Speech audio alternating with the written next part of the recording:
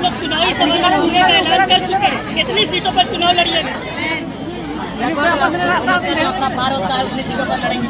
सबसे पहले हम लोग अपनी तैयारी की समीक्षा करेंगे।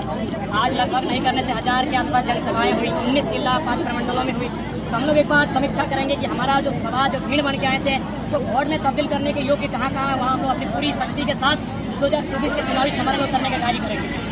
आप लोग लोकसभा चुनाव में लड़ेंगे, जिस तरीके से आपने पीएन सिंह को टारगेट किया, झारखंड में 12 सांसद है, 14 सांसद, उसमें पीएन सिंह को सबसे ज्यादा टारगेट कर रहे हैं। आप जो है धनबाद से चुनाव लड़ने की तैयारी कर रहे हैं? नहीं, एक्चुअली है सबसे पहले as a human PN Singh बहुत अच्छे इंसान है, उनके पास काफ़ी अच्छी जानकारी है, अच्छा राजनीति का तजुर्बा है, लेकिन एज ए सांसद उनसे शिकायत पूरे धनबाद को है।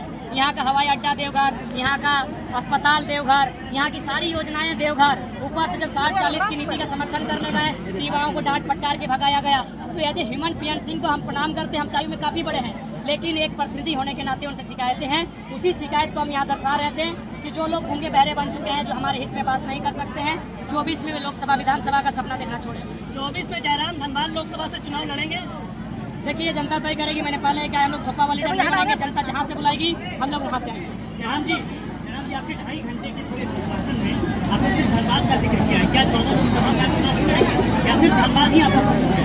देखिए इनडायरेक्ट रूप से हमने सभी लोकसभा सभी विधानसभाओं को संदेश दे दिया है और लगभग हम लोग हर जगह उदाहरण देते हैं। चाहे 60-40 की नीति हो तो केवल एक लोकसभा के लिए नहीं है, 1932 का खतियान की बात हो तो एक लोकसभा के लिए नहीं है, क्योंकि जहाँ सभाएं होती हैं मैक्सिमम वहाँ के जो लोकल लोग हैं, आपको कम से कम जो लोग आए हैं उन्हें आपको वोट में तब्दील करना होगा। बाकी फिर जहाँ जहाँ हमारी अधिवेशन सभाएं होंगी वहाँ उस समस्या के अनुसार बातें रखी जाएंगी। किन मुद्दों को लेकर आप लोग चुनाव लड़िएगा? सबसे बड़ा मुद्दा सिराजदा और आपके तमाम मीडिया कर्मी जहाँ खड़े हैं, यही हमारा पहला मुद्दा है। ये एचईसी ने कभी ये जमीन लिया था, शायद एफसीआई के नाम से उस समय था, सॉरी एचईसी नहीं, एफसीआई रांची में, ये एफसीआई का जमीन था, आज हाल में ट्रांसफर हो चुका है। जबकि भूमि अधिग्रहण कानून है कि अगर 5 साल के अंतर आप अगर कोई योजना स्थापित नहीं करते हैं तो रैयत को वापस देना चाहिए। ये सुप्रीम कोर्ट का आदेश है, इसी विधानसभा हस्तक्षेप करते हुए रैयत को वापस कर सकती है। तो हम सबसे पहले जो लड़ाई लड़ेंगे, और एक झारखंड का जो विवाद है, जमीन का विवाद सबसे बड़ा है। आप देख सकते हैं जो आज हवाई पट्टी का मैदान है, एफसीआई का मैदान, ये लगभग कई हजार एकड़ों में फैला हुआ है। तो कहीं ना कहीं विस्थापितों की दर्द पीड़ा को आप समझना होगा, और यही हमारा सबसे पहला मुद्दा है।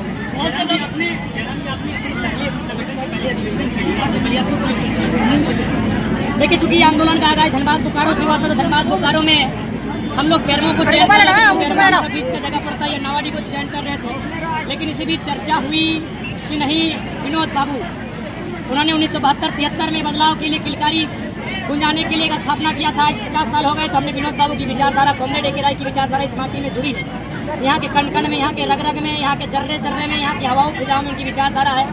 दोनों की जो विचारधारा है वो समाजवाद साम्यवाद की विचारधारा है, समानता की विचारधारा है, कैपिटलिज्म के विरोध विपरीत जाकर एक विचारधारा को स्थापित करती है जो एक आम व्यक्ति के विकास के लिए, उन्नति के लिए सोचती है। तो हमें लगता है उस विचारधारा से बेहतर कोई विचारधारा नहीं हो सकती है। इसीलिए हम लोगों ने विनोद बाबू की जन्मभूमि और कॉमरेड ए के राय की कर्मभूमि को चुनने का काम किया। लोग आप पे ये आरोप लगा रहे हैं कि आप जो है भाषा खतियान के नाम पे राजनीति, मतलब आपने शुरुआत की और अब राजनीति में उतरना आपका मेन मकसद था? जी नहीं, मेन मकसद ना था, न कभी है, न कभी रहेगा। अभी भी समय है।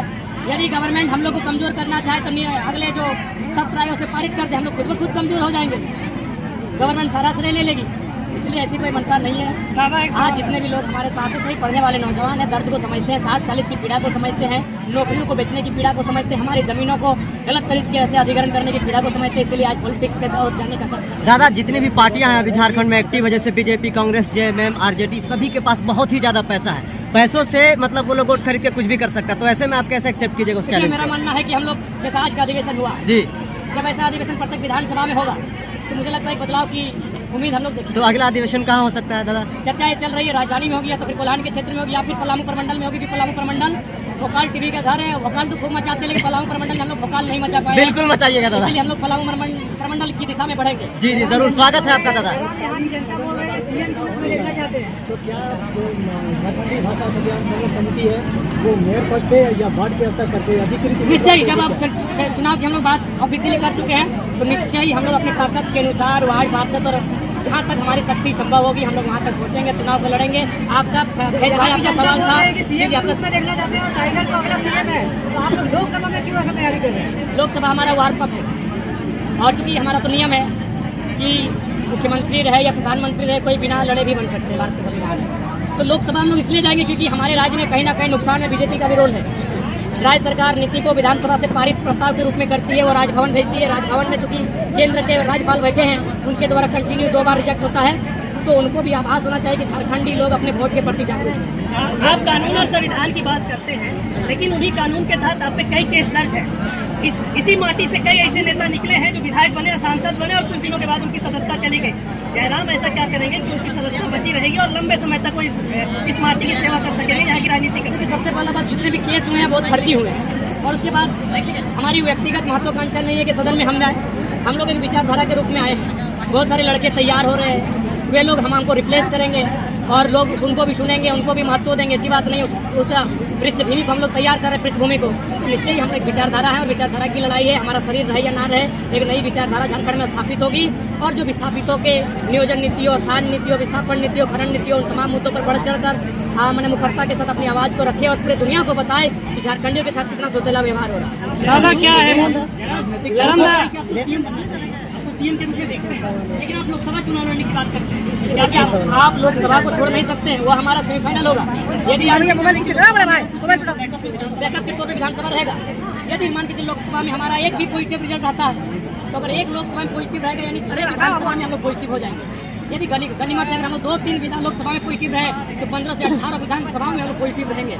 और यकीन मानिए, जहाँ तक दामोदर नदी और स्वर्णरेखा नदी का किनारा फैला है, कौन लोकसभाओं में तो हम लोग नदी में गोता लगाते बहते हुए पार पा लेंगे। सवाल डुमरी उपचुनाव में JBKSS उम्मीदवार को देखिए, डुमरी उपचुनाव चूंकि मात्र 6 महीना साल भर के लिए है, तो उस पर अभी हम विशेष फोकस नहीं है। हमारा फोकस 24 पर ही है। दादा एक सवाल है, क्या जयराम महतो खुद को एक हारा हुआ आंदोलनकारी समझता है जो आंदोलन छोड़ के चुनावी प्रक्रिया में उतर गया? क्या आंदोलन करने से क्या हर अधिकार नहीं मिल सकता है? भारत भावनाओं का देश है, भारत भाव भक्ति का देश है। यहाँ के लोग भावनाओं से हटकर लॉजिकली नहीं समझते।